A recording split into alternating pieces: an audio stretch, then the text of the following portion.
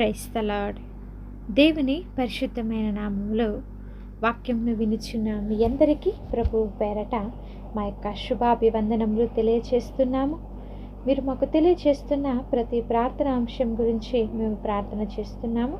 ఇంకా మీకు ఏమైనా ప్రార్థన అవసరతలు ఉన్న ఎడల స్క్రీన్ మీద కనిపిస్తున్న నెంబర్కి కానీ కింద కామెంట్ సెక్షన్లో కానీ మీరు మాకు తెలియచేసిన ఎడల మేమందరము మీ గురించి ప్రార్థన చేస్తాము.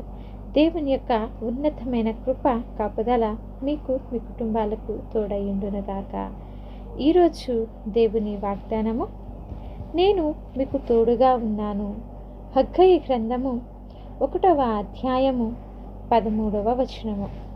ప్రియ సహోదరి సహోదరులారా, ఈ లోకంలో మనకు ఎవరు తోడున్నా లేకపోయినా దేవుని యొక్క తోడు అనేది మనకి కావాలండి.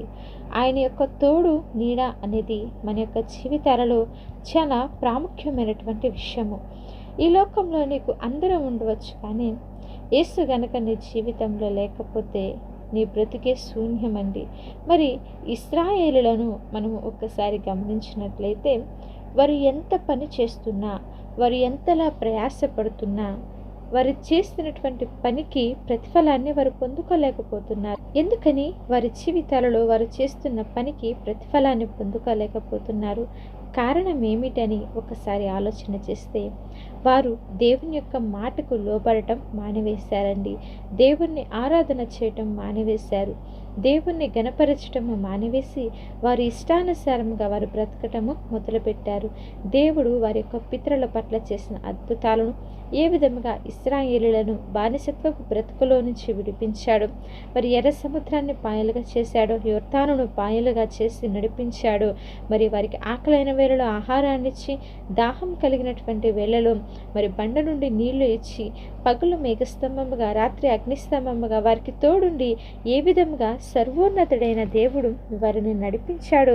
ప్రతి ఒక్క విషయాన్ని కూడా వారు మరచిపోయి వారికి నచ్చినట్లుగా చేస్తూ దేవునికి కోపాన్ని పుట్టించేవారుగా వాళ్ళు ఉన్నారండి.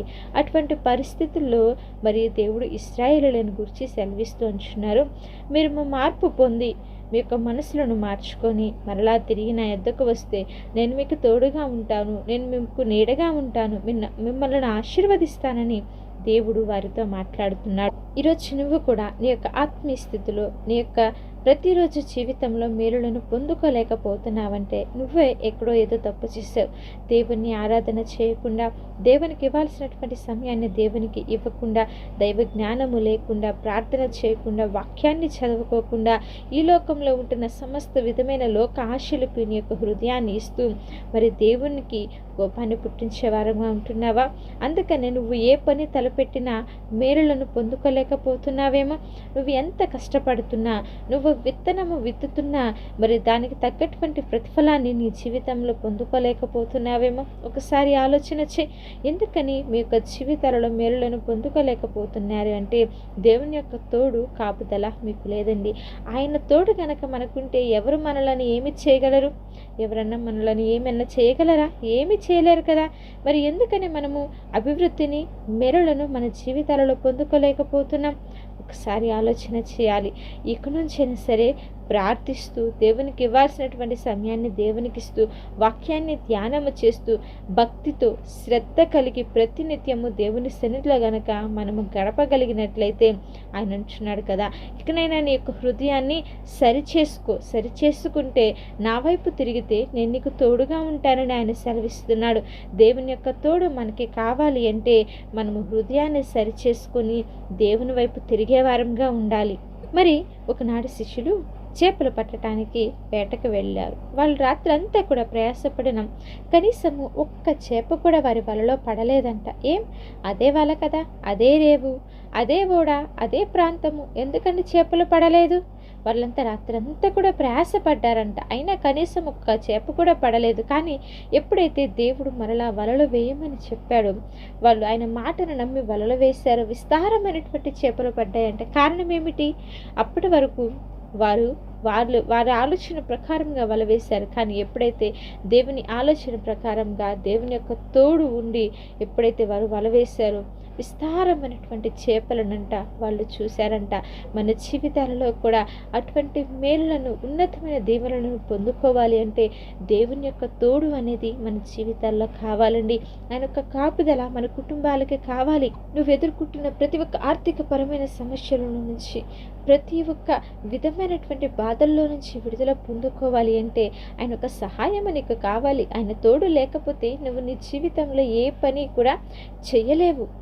ఆయన తోడు కనుక మనకుంటే ఎలాంటి పనైనా, ఎలాంటి కష్ట పరిస్థితులు మన జీవితాల్లో ఎదురైనా ప్రతి ఒక్క అపజయాలన్నిటిలో నుంచి కూడా ఆయన మనలను తప్పించి గొప్ప విజయాలను అనుగ్రహించి నడిపిస్తాడండి. కాబట్టి నీ జీవితంలో మేలులను, ఆశీర్వాదాన్ని, అభివృద్ధి చూడాలంటే దేవుని యొక్క తోడు మనకి కావాలి. కాబట్టి ప్రార్థన చేస్తూ, సహవాసంలో ఎదుగుతూ, మరి దేవునితో ఒక ప్రత్యేకమైనటువంటి అనుబంధాన్ని, సహవాసాన్ని కలిగి జీవిస్తూ దేవుడిచ్చే మేలులను, ఆశీర్వాదాలను మనం మనందరి జీవితాలలో పొందుకునే వారంగా ఉందాము. చిన్న ప్రార్థన చేసుకుందాం. మమ్మల్ని మిక్కిలిగా ప్రేమించిన మా ప్రియ పరలోకపు తండ్రి, శ్రేష్టమైన కృపగలిగిన నామమును బట్టి మీకు స్తోత్రాలు చెల్లిస్తున్నాం. అవును దేవా, నీ యొక్క తోడు మా జీవితాలలో లేకపోతే మా బ్రతుకు వ్యర్థమేనా తండ్రి. అదే మీ తోడు మాకుంటే మేము ఎలాంటి కష్టాలు, ఎలాంటి పరిస్థితులు ఎదురైనా దేవా మేము ధైర్యంగా ఎదుర్కోగలము తండ్రి. వాక్యం వింటున్న ప్రతి ఒక్క బిడ్డలకి నా తండ్రి మీ యొక్క కృపను తోడించండి, నడిపించండి, బలపరచండి. ఘనమైన కార్యములు, గొప్ప కార్యములు బిడ్డల పట్ల మీరు జరిగించండి. మీ కృపతో నింపమని ప్రార్థిస్తున్నాం. వాళ్ళు ఎదుర్కొంటున్న ప్రతి ఒక్క ఆర్థికపరమైన ఇబ్బందుల్లో నుంచి విడుదల దయచేయండి.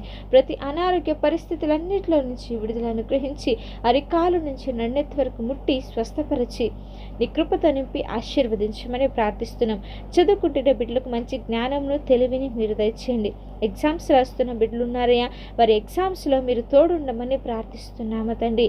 వ్యాపారాలలో వృద్ధిని, అభివృద్ధిని దయచేయండి. వారు చేస్తున్న ఉద్యోగాలలో మీరు తోడు, నీడగా ఉండి నడిపించమని ప్రార్థిస్తున్నాం. ప్రతి ఒక్క బిడ్డ చుట్టూ మీ యొక్క కాపుదలు అనుగ్రహించి నడిపించి బలమైన కార్యములు, గొప్ప కార్యములు జరిగించి మీ సన్నిధిలో గొప్ప సాక్షులుగా నిలవబెట్టుకోమని ప్రార్థిస్తున్నాము తండ్రి.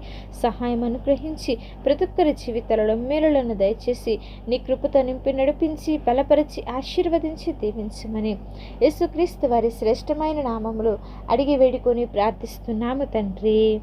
ఆమేన్. మరి మందిరంలో 40 దినముల ఉపవాస ప్రార్థనలు జరుగుతున్నవి.